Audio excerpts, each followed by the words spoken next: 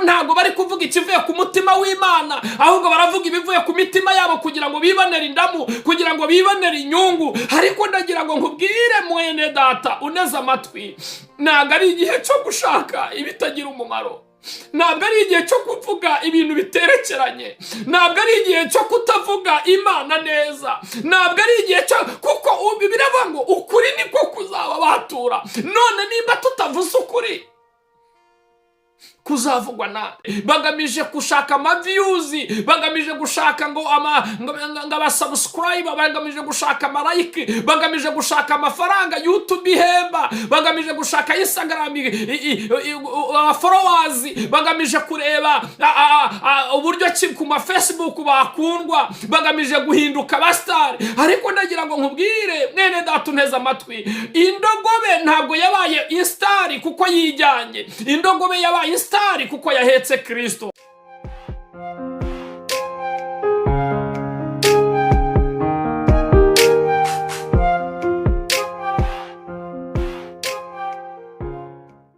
Yesu nashimwe. Ndabasuje muri aya masaha, ndanezerewe kubana namwe, kandi ndanezerewe ko Imana iduhaye umwanya mwiza wo kugira ngo dusangire ku ijambo ry'Imana ry'umunsi. Reka tubanze dusenge. Mana data wa twese, Mana ishobora byose, murengeza ubugingo bwacu, ndagushimye muri aka kanya, izina ryawe nirihimbazwe. Uri Imana rero ifite imbaraga n'ubushobozi, uri Imana yaremye isi n'ijuru. Tukweretse uyu mwanya kugira ngo uze kubana natwe, tukweretse umwanya kugira ngo uze kutugirira neza, izina ryawe nirihimbazwe. Urashoboye rero, witwa ndiho niryo zina ryawe, urashoboye witwa murengezi, icyubahiro kibi cyawe, mu izina rya Yesu Kristo dusenze twizeye. Amen, amen, amen, amen. Imana ibaho umugisha. Ndanezerewe cyane muri aka kanya tugiye gusangira ku ijambo ry'Imana. Ni ijambo riri muri Matayo ibice 6:33. Haravuga ngo ahubwo mubanze mushake ubwami bw'Imana no gukiranuka kwayo, nibwo ibyo byose muzabyongererwa. Ngahubwo mubanze mushake ubwami bw'Imana no gukiranuka kwayo, nibwo ibyo byose muzabyongererwa. Imana yacu tugire neza cyane. Uyu munsi ndagira ngo tuganire, ndagira ngo tugirane ikiganiro bene data. Namwe muze kumfasha, wenda muri comment mumbwire uko mubyumva cyangwa se mumbwire uko mubibona. Ndashaka tuganira ku kintu kivuga ngo mbese muri kubona ubutumwa muri iki gihe buhagaze gute?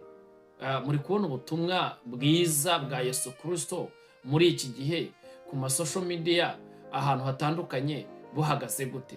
Ese buri gukorwa gute? Maze iminsi ndiho mbitekereza, maze iminsi ndiho mbibona, nkumva mfite umubabaro mwinshi. Ubu tuvugana umutima wanjye ufite umubabaro w'ibyo ndi kubona biri gukorerwa ku social media n'abakozi b'Imana n'abantu batandukanye bavuga ubutumwa bwiza. Mu by'ukuri ntabwo ari ikintu cyoroshye, ntabwo ari mu by'ukuri itorero muri iki gihe rirangiritse, itorero muri iki gihe rirapfuye, itorero muri iki gihe rifite ibibazo, itorero muri iki gihe rirananiwe, abantu bariho barakora ibyo bishakiye. Yesu yigisha abantu, yarababwiye ngo mubanze mushake ubwami bw'Imana no gukiranuka kwayo, ibindi byose muzabyongererwa. Ariko muri iki gihe abantu bariho barashaka ibyo bintu Yesu yavuze ngo bazongererwa bakabigira imbere mu kuruta kubanza gushaka ubwami bw'Imana. Muri iki gihe abantu ntibagishaka kuvuga ukuri kw'ijambo ry'Imana, kandi Bibiliya irambwira ngo ukuri niko kuzaba batura. Ntabwo tuzagerageza kuvuga ibinyoma ngo nibyo bizaduhesha ubukire, nibyo bizaduhesha imibereho myiza. Abantu muri iki gihe ntabwo bagishaka kugaragaza realite y'ijambo ry'Imana, ahubwo bariho bararica ku ruhande. Umuntu aragenda akajya ku social media, ntabwo batinya kubeshya. Ukumva umuntu atanze ubuhamya akavuga ngo ngewe nanyuze muri ibi, ngo ngewe ngo byagenze gutya, ngo ngewe ngo ubuzima bwanjye bumeze gutya. Kumbe ari ukugira ngo abe umupopira, ahinduke umusitari, abantu bamumenye. Ariko mu by'ukuri wareba muri message ari gutanga ugasanga ntayo, abantu bamukurikirana bagasanga ibyo yavuze nta na kimwe cyabayeho, ahubwo ari ukugira ngo kuri za mvugo z'iki gihe ngo yibonere hiti. muri iki gihe abantu basigaye baza ku makamera bakabwiriza ubutumwa, ariko mu by'ukuri bagamije inyungu zabo, bagamije kugira ngo wenda abantu babakunde, bagamije gushaka amavyuzi, bagamije gushaka ngo abasubscribe, bagamije gushaka amalike, bagamije gushaka amafaranga YouTube ihemba, bagamije gushaka Instagram followers, bagamije kureba uburyo ki ku ma Facebook bakundwa, bagamije guhinduka abastar. Ariko ndagira ngo nkubwire mwene data unteze amatwi, indogobe ntabwo yabaye instar kuko yijyanye, indogobe yabaye instar kuko yahetse Kristo.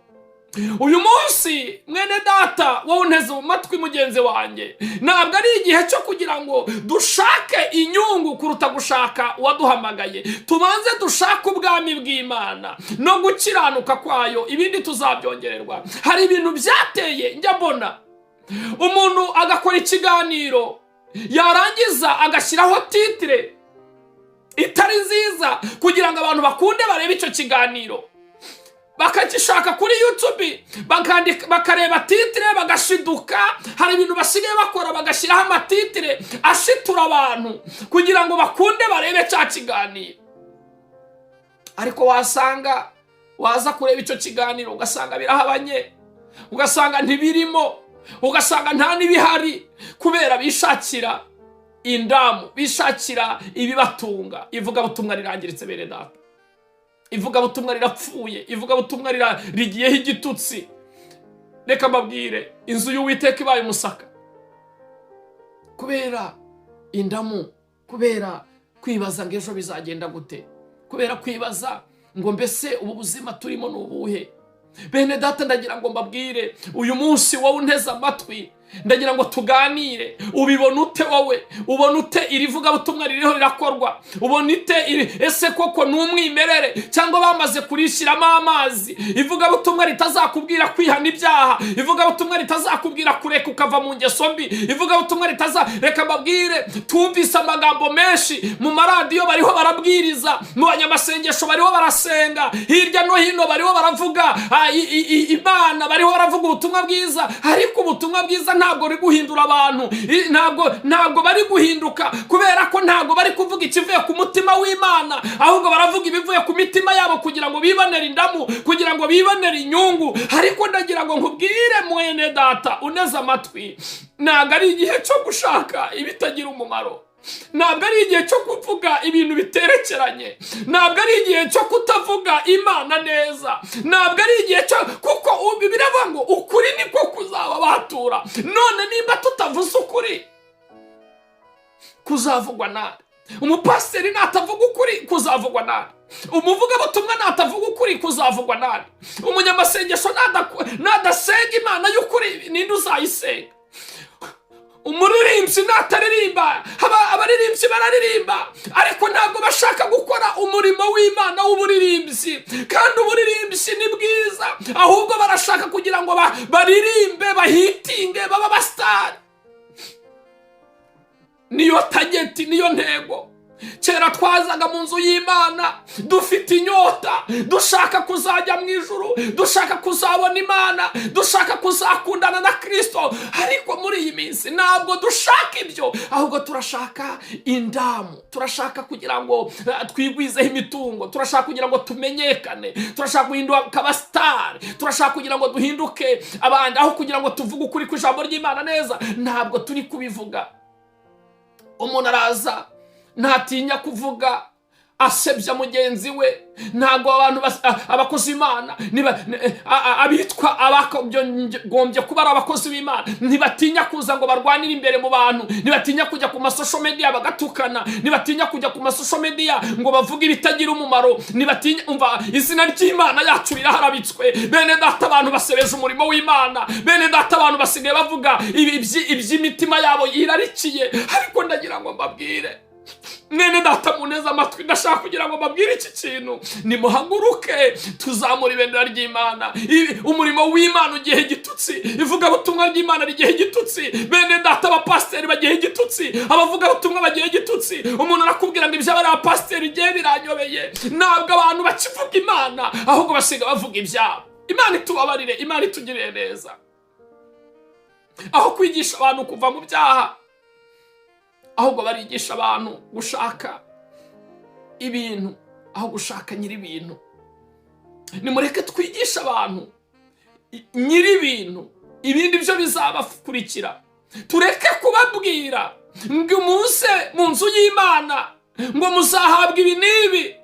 Iyo ageze mu nzu y'Imana akabona ya modoka ntayibonye, akabona ya nzu ntayibonye, akabona wa mugore mwiza wamubwiye ntamubonye, akabona ya mafaranga wamuhanuriye ntayabonye, nta kindi gikurikiraho ni ukugenda asebya wa murimo w'Imana, ni ukugenda asebya ba bakozi b'Imana. Iyo yaje mu nzu y'Imana ntahabone bya bintu wamuganirije, ntahabone bya bintu wamubwiye ngo Imana yavuze. Hari abantu baje mu nzu y'Imana bazi ko hazabona amafaranga, hari abantu baje mu nzu y'Imana bazi ko bazahabona abagore beza, hari abantu baje mu nzu y'Imana bazi ko bazahabona imitungo, ariko bahageze kubera ko ubwo buhanuzi bwari ibicupuri, bahageze barabibura, arangije baragenda ruvuga iyo Mana y'abarokore ntabwo ibaho. Iyo reka mbabwire, muri wo murasebya Imana, muri wo murasebya Imana, muri wo murasebya Imana, muri wo murabisebya Imana. Imana ntabwo yabuze amafaranga, Imana ntabwo yabuze inzu, Imana ntabwo yabuze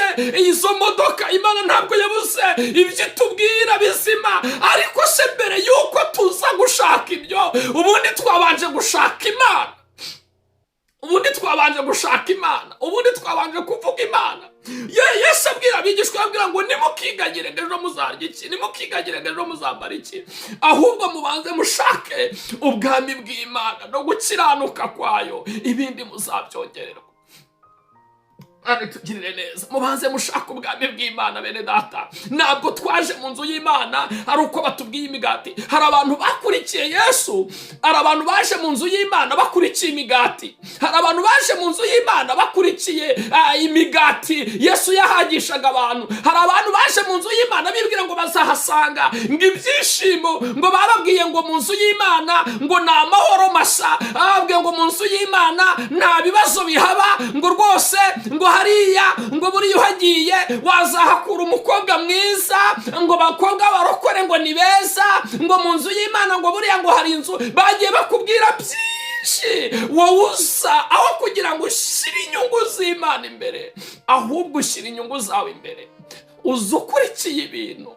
Ni nayo mpamvu uzasanga umurimo w'Imana uriho uragira igitotsi, niyo mpamvu uzasanga ibintu bigenda. Umupasiteri akaza, baramubwiye ngo nuba pasiteri uzagira icyubahiro, abantu bazagutinya, abantu bazakubaha, abantu bazagusingiza, abantu bazabona yuko ufite Imana muri wowe. Nawe rwose akavuga ngo nimba ari ibyo rero reka nanjye njye muri ubwo bupasiteri. Noneho nimara kujya muri ubwo bupasiteri, abantu kugira ngo bankunde, nzagenda mbabwira ko Imana ibahaye ibi n'ibi, nzagenda mbabwira yuko Imana ikora gutya na gutya. Ariko ntabwo abantu bariho barawusha, abantu bariho barawusha umuhamagaro, abantu bariho barawusha umuhamagaro wabo.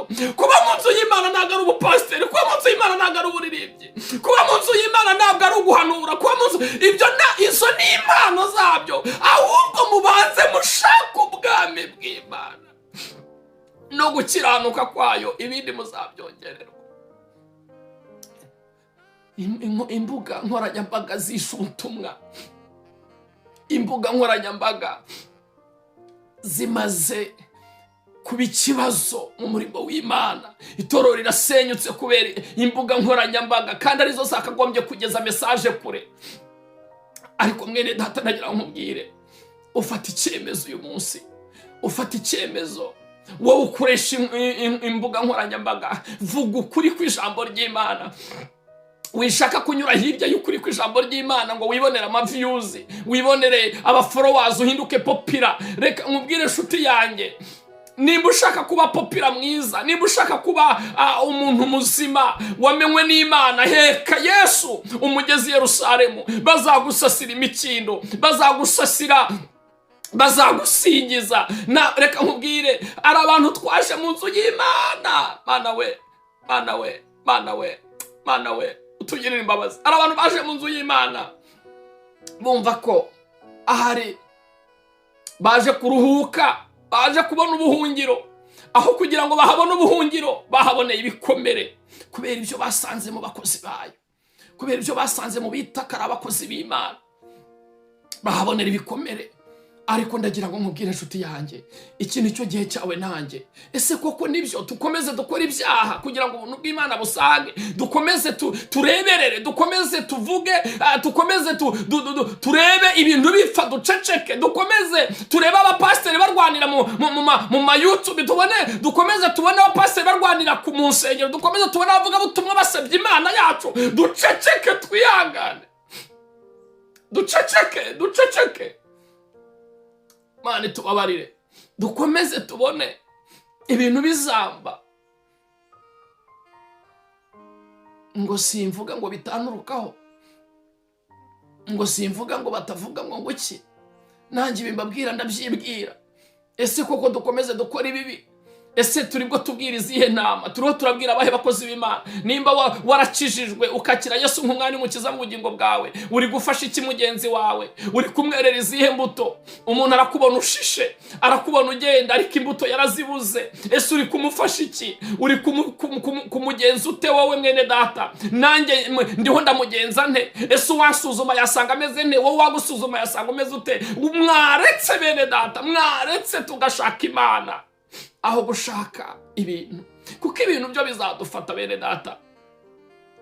Iminsi yose maze muri aka gakiza ntaho nabonye umugisha uturuka mu gushaka ibintu tudashatse nyiri bintu. Imana itugirire neza. Umurimo w'Imana ugiye gitutsi bene data, umurimo w'Imana ugiye gitutsi. Reka mbabwire, ese iri torero ryo muri iki gihe muri kubona rihagaze gute? Ese itorero ryo muri iki gihe muri kubona rivuga gute? Mwene data, abantu ntibagitinya kuvuga nabi bagenzi babo, abantu ntibagitinya gusebya no guharabika abantu b'Imana, abantu ntibagitinya kugenda hariya ku mateleviziyo bakavuga bagenzi babo nabi. Mwene data, reka mbabwire, uyu munsi ndagira ngo ufate icyemezo. Nimba wari ufite gahunda yo gusenya ubwami bw'Imana, fata icyemezo uvuge ngo ndashaka kubaka kingdom y'Imana, nkasenya ubwami bwa Satani. Wijyana, hari abantu benshi bagwije imbaraga zinda, hari abantu benshi bagwije imbaraga z'ibyubahiro, hari abantu benshi bagwije imbaraga zo kumva yuko ari abantu bibikomerezwa. Hari abantu aho kugira ngo bagwize imbaraga z'Imana muri bo, aho kugira ngo bagwize imbaraga z'umutima, barashaka kugira ngo bagwize ibyubahiro byabo muri society, barashaka kugira ngo imiryango yabo ibubahe, barashaka kugira ngo bitware uko bumva bishakiye. Reka nkubwire, ntago abantu bagitinya. Reka nkubwire, abavuga butumwa ntibagitinya kugenda bafite abarinzi mbese bagwiza ibyubahiro kugira ngo abantu batabakoraho. Ariko reka mbabwire, mwababyeyi mwe, mwabakozi b'Imana mwe, mwambabariye tugafunga Imana, tugakorera Imana yaduhamagaye, tukareka Satani kudutwara uko yiboneye. Mureke duhaguruke tubijwi rya rubanda. Imana yadushizeho nk'abambasaderi, aho kugira ngo turengere inyungu z'uwadutumye n'igihugu cyadutumye, ahubwo twageze muri icyo gihugu twishyiriraho ibyacu, dutangira gushyiraho misiyo zacu n'amabwiriza yacu muri icyo gihugu. Abantu benshi basigaye byaranze, ntabwo bashaka kuvuga Imana yabo, ahubwo ngo bavuge ngo Imana yacu yaduhaye misiyo n'iyi, ahubwo barakora ibyabo, baratanga misiyo zabo, baratanga order muri icyo gihugu Imana yabatumye. Kandi reka mbabwire, iyo ambasada atubahirije inshingano ze neza, baramusezerera bakamukura muri icyo gihugu agataha. Niyo mpamvu rero nanjye ngira nkubwire mwene data, igihe kirageze ko twubahiriza inshingano z'uwaduhamagaye, igihe kirageze cy'uko twubahiriza inshingano z'uwadushize muri iyi misiyo, igihe kirageze cy'uko tuvuga ukuri twashaka tukakuzira. Abantu ntabwo bagishaka kuvuga ukuri. Ese nkawe mwene data, ugenda ukabwira abantu, ukabereka ibintu runaka, nawe uzi neza kuri kwishakira kugira ngo wibonere population, wibonere inyungu runaka, uhitinge, urumva uri kuvuga misiyo y'uwagutumye cyangwa uri kwishakira kwivugira ibyawe? Munyemerere tuganire, munyemerere turebe niki cyakorwa kugira ngo ivugabutumwa ry'iki gihe, niki cyakorwa kugira ngo umurimo w'Imana ureke kujyaho igitutsi. Mureke duhindure imikorere, dushaka ubwami bw'Imana no gukiranuka, ibindi byose tuzabyongera. Imana yacu tugire neza. Ninjye nawe wo gufata icyemezo. Bene data, ibiri kubera hano, nimureke turire itorero. hari abacu bari bazi gusenga, hari abaririmbyi bari bazi kuririmba neza, hari abavuga ubutumwa bari bazi kuvuga ubutumwa neza, hari abanyamasengesho bari bazi gusenga, hari abahanuzi bari bazi guhanura neza, hari abari bazi kuririra uyu murimo, ariko Satani yamaze kubatembagaza, Satani yamaze kubatwara, yabashukishije ibihenda amaso. Ariko ndagira ngo nkubwire ngo ntabwo ari igihe cyo guceceka, ntabwo ari igihe cyo kureba bene wacu bapfa ngo niturangiza duterere iyo ngiyo. Oya, ni igihe cyo kuvuga ngo ese nakora iki? Ese wowe wakora iki? Ese wowe wumva ibi nta kintu na kimwe wakora kugira ngo umurimo w'Imana weke kujya igitutsi? Hari abantu uganira nabo bavuga ngo muri iki gihe ngewe n'ibyo gukizwa ndabona nta mumaro, ngo none se ko n'abandi bari abitwa ko bakijijwe ngo nabo byabayobeye, ngo birirwa basebanya, birirwa batubeshya, birirwa batukana, birirwa bavuga nabi ku social media, birirwa bikorera ibyo bishakiye, ngo ngiye ibyo by'agakiza ni ibiki? Ivuga butumwa turaryishe bene, ivuga butumwa turishyizeho igitutsi, twitwaje ama social media, twitwaje gushaka kubona aba followers no kuba aba star. Ariko umustar mwiza ni ufashe Yesu akamushyira mu mutima we, akaba umumissioneri mwiza, akaba intumwa nziza ya Kristo. Umustar mwiza ni uvuga ukuri ku ijambo ry'Imana. Umustar mwiza si uwagiye akabeshya, si uwagiye akishakira indamu, si uwagiye gukoresha. Nukureka babwire, hari amatitire menshi ajya yandikwa ku ma social media, wayireba ukavuga ati come on, ibi ni ibiki kweli? Wayireba ukavuga ati ariko se iri ni ivuga butumwa cyangwa se byabaye recreation, byabaye ikibuga cya mizoma? Bene data mw'ababyeyi, mwaretse tugahindura imirimo, tugashaka ubwami bw'Imana no gukiranuka kwayo, ibindi ko tuzabyongererwa. Mwaretse tugashaka Imana mbere y'ibindi byose. Mwaretse nimba tuza mu rusengero, nimba abantu bose baza mu rusengero, mu kuza mu rusengero ugasanga biga ijambo ry'Imana kuva ku wa mbere kugeza ku wa mbere, ariko ntibahinduka, ni ikihe kibazo kibitera? Niba isi ifite abakristo benshi ariko badahinduka, nuko n'abakagombye guhindura abo bantu, n'abakagombye gutanga iyo message nzima barangiritse. Isi iradutwara nabi, isi iradutapfuna nabi, isi yishe benshi. Ariko uyu munsi ni wowe ubwirwa, ni ngewe ubwirwa ngo duhindure imigambi, duhindure imirimo, tubwire abantu kuri ku ijambo ry'Imana, kuko kuri niko kuzaba batura. Ntushaka kubwira abantu ibyaha, ntushaka kubwira abantu ngo bihane bave mu ngeso zabo mbi, bakire Yesu nk'umwami n'umukiza mu bugingo bwabo, bahindukire bamushake. Ahubwo urababwira ati oya, nimuze. Indaya ntizitinya kuza mu rusengero ngo zije kuhashaka ubuhanuzi. Indaya yaza ukayihanurira ngo rwose ngo ejo ngo uzabona ukujya Dubai, ngo uzabona y'amafaranga, ngo nuzu uzibuke gutanga icya 10 n'amaturo. Ubwo saho utamushize muri Gehinomu ni he? Mubwire ko ibyaha, Bibiliya ivuga ngo nimubwire umunyabyaha kureka ingeso ziwe mbi, ntabyumve ngo no gupfa azapfa. Mwene data ndagira nkubwire, mubwire yihana ibyaha bye. Narangiza kwihana ibyaha bye, azabona izo za Dubai. Mubwire azabona iyo migisha, azabona ayo mahoro, azabona amahoro ataboneye mu isi, kuko mu nzu ya data ni heza ndahakunda. Niyo umuntu atangiye kuhatobanga ndababara. Mu nzu y'Imana ni heza, muri uyu murimo w'Imana ndawukunda. Uyu murimo w'Imana watugize abantu twari fake, uyu murimo w'Imana wadukuye mu bibazo twari babi cyane, uyu murimo w'Imana wadukuye mu byaha turi babi. Reka mbabwire ngo uyu mwami mbabwira, uyu Kristo yaduhaye ijambo, uyu Kristo yaduhaye ijambo twari tutagira ijambo, uyu Kristo yadukuye mu byaha bibi cyane, atugira abaragwa b'ijuru. Nawe rero iyo ushatse kuza kubivuga nabi, ubusebereza uwo mwami, ubusebereza Kristo, kandi umuntu wasebye ubwo bwami, ubu rwose ntago mbyumva kimwe nawe, kuko Imana yaraduhamagaye kugira ngo tubwire abantu kuri kwijambo, abantu babatuke, bave mu byaha, bave mu ngeso zabo mbi, bahindukire bashaka Imana, bashake gukiranuka kw'Imana, bakundisha Uwiteka ubwenge bwabo n'umutima wabo. ibindi bazabyongererwa. Ariko muri iki gihe ibintu byarahindutse. Ese ubona ute ivugabutumwa ry'iki gihe? Ndagira ngo mfashe uze kumbwira uko ubibona. Ndagira ngo mfashe umbwire, ese urabibona ute wowe? Ese dukomeze dukora ibibi kugira ngo ubuntu bw'Imana busange? Nje nawe twahaguruka tukavuga ukuri, kandi isi igahinduka.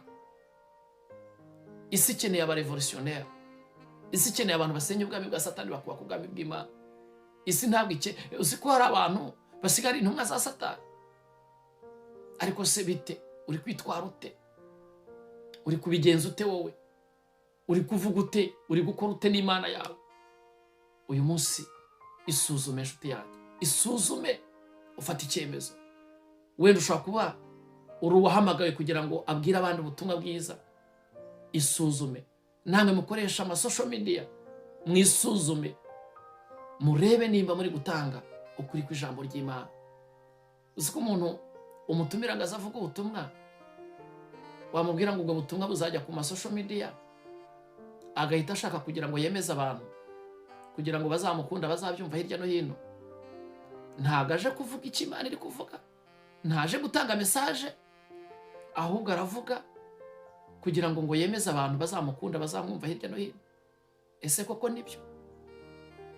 Cyangwa ahubwo wakagombye kuza? Bibiliya iravuga ki mu Befeso? Pawulo yandikira Abefeso ibice 6 yaravuze ngo musengeshe umwuka iteka mu bihe byanyu byose byo gusenga. Yarabizi neza ko hari igihe bizaba ngombwa ko abantu basenga ariko batari mu mwuka. Arangije arababwira ngo musengeshe umwuka iteka. Abantu basigaye baza mu nzu y'Imana bataje gusengesha umwuka iteka, ahubwo baje ari nko kugira ngo babone donc umwanya wabo bari muri pause. Reka twiyokipe tu. Ariko musengeshe umwuka iteka mu gihe cyanyu cyose cyo gusenga. Imana itugirire neza. Tekereza kuri ayo magambo, nanjye nyatekereza. Ese koko ubutumwa buri gukorwa neza? Ubutumwa buri kuvugwa neza? Cyangwa abantu babikoze uko bishakiye? Aya social media ari gutanga ubutumwa bw'ukuri? Aba bari gutanga ubuhamya ku social media bari kuvuga ibintu bihembura ubwami bw'Imana? Ese aba bavuga butumwa turi kuvuga ku social media turi kuvuga ibyubaka ubwami bw'Imana? Isuzume, nanjye nisuzume. Ese twe turi kubyumva? Turabona ariko bikwiye? Bene data, nimuhaguruke twubaka ubwami bw'Imana. Imana yacu tugire neza. Tuzakomeza kuvuga kuri iki kintu kugeza aho ibintu bizahinduka. Imana tugire neza, kandi Imana ibaha umugisha. Imana ibagurire intekerezo. Izina ry'Imana rihabwa icyubahiro. Wowe ubirebye, wowe ubyumvise iyi message,